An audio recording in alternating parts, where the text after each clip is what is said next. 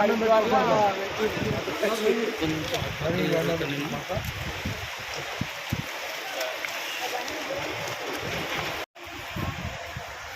తెలుగు ప్రజానికానికి నమస్కారం.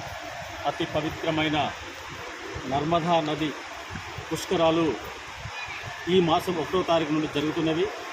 మధ్యప్రదేశ్లోని నర్మదా నది తీరాన ఉన్నాం. ఎంతో పవిత్రమైన నది. ఈ పవిత్రమైన నదిని చూస్తేనే, దర్శించుకుంటేనే మనలోని పాపాలు తొలుగుతాయని శాస్త్రాలు, పెద్దలు, పూజలు చెప్తా ఉన్నారు. దీని గురించి మరింత సమాచారాన్ని మన దగ్గర పండిత వర్యులు ఉన్నారు. పూజ్యులు రాజా నరేంద్ర శర్మ గారు, రామాచారి గారు మరియు శ్రీకాంతాచారి గారు ఉన్నారు. శ్రీకాంత శర్మ గారు ఉన్నారు. వారిని అడిగి తెలుసుకునే ప్రయత్నం చేద్దాం. శ్రీ గురుభ్యో నమః. పుష్కరం అంటే దేవగురు అయిన బృహస్పతి ఒక్కొక్క సంవత్సరం ఒక్కొక్క రాశిలోకి ప్రవేశించే కాలాన్ని మనం పుష్కరంగా చెప్పుకుంటాం. ఇప్పుడు వృషభంగత్వేన దేవగురువు అంటే వృషభ రాశిలోకి మొన్న 1వ తారీఖు నాడు దేవగురువు అయిన బృహస్పతి ప్రవేశించాడు.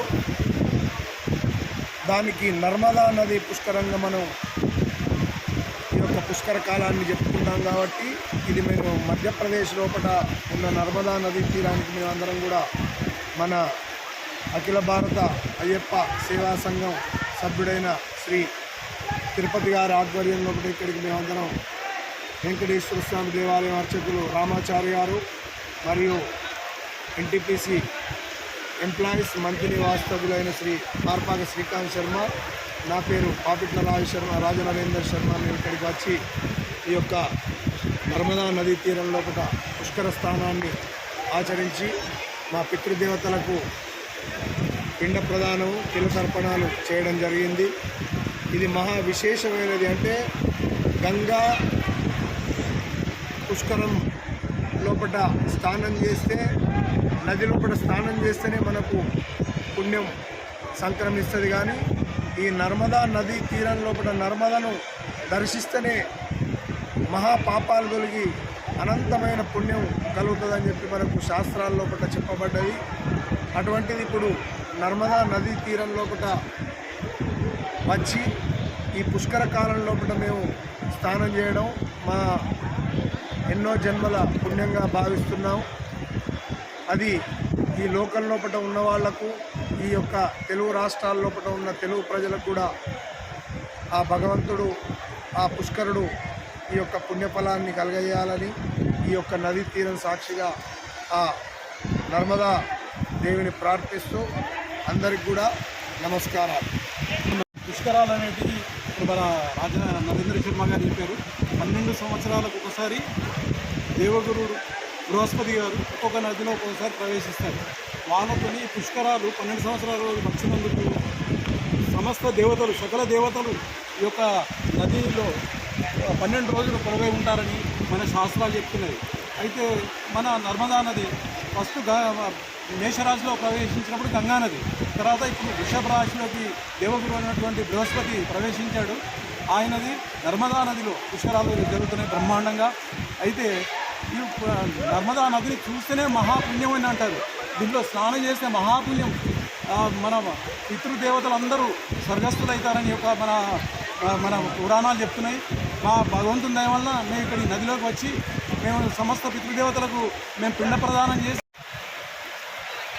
గంగే యమునే చైవ గోదావరి సరస్వతి నర్మదే సింధు కావేరీ జలేస్మిన్ సన్నిధిం కురు కావేరీ తుంగభద్రా చ కృష్ణా వేణ్యాచ గౌతమి భాగీరథి విఖ్యాత పంచగంగా ప్రకీర్తిత. ఇవన్నీ కూడా మనకి పెద్దలు, మహర్షులు, మునులు అందరూ కూడా, ఋషులందరూ కూడా చెప్పినటువంటి ఈ విషయాన్ని ఏ నదులకి ఏ సంవత్సరంలో పుష్కరాలు వస్తాయని చెప్పేసి మనకి ముందే నిర్ణయింపబడి ఉంది.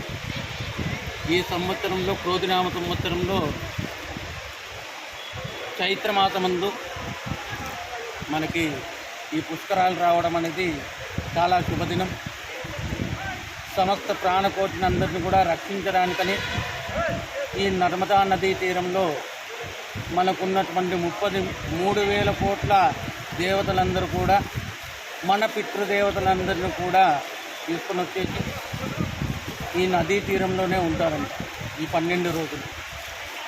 వారికి ఈ నదీ తీరంలో పుష్కర స్నానం ఆచరించేసి తిల తర్పణాలు, అలాగే పిండ ప్రదానాలు, అలాగే మహాసంకల్పంతో పాటుగా నదీ స్నానం చేస్తే అందరికి కూడా శుభం జరుగుతుందని చెప్పేసి మనకి పెద్దల వాక్కు. అలాగే మనకు శాస్త్రం అంతా కూడా చెప్పేది కూడా మన పెద్దల నుంచి వచ్చిన వాక్కునే. అందుకని మనం ఏం చేసినా కానీ పెద్దల దగ్గర నుంచే తీసుకుంటాం. ఇక్కడ చేసేది కూడా పెద్దలకే కార్యం చేస్తున్నాం, అంటే పితృదేవతల కార్యం. ఇప్పుడు మనకి తల్లికి తండ్రికి మాత్రమే ఎప్పుడు కానీ కార్యం చేస్తుంటాం. కానీ పుష్కర స్నానంలో మన తల్లి తరపున వాళ్ళకి, మళ్ళీ తర్వాత మన తల్లి తండ్రి తరపున వాళ్ళకి, మన గురువులకి, మన సోదరులకి, ప్రతి ఒక్కరికి కూడా పిండ ప్రదానం చేయవచ్చు. అలాగే తిలతర్పణాలను కూడా చేయవచ్చు. ఇవన్నీ చేసి మీరందరూ కూడా మోక్షాన్ని పొందుతారని చెప్పేసి మేము అందరం కోరుకుంటున్నాం. సర్వే జనా సుఖినో భవంతు. స్వస్తి ప్రజాభ్యం పరిపాలయంతాం న్యాయేన మార్గేణ మహిం మహిషాః. గో బ్రాహ్మణేభ్యః శుభమస్తు నిత్యం. లోకాః సమస్తాః సుఖినో భవంతు. స్వస్తి.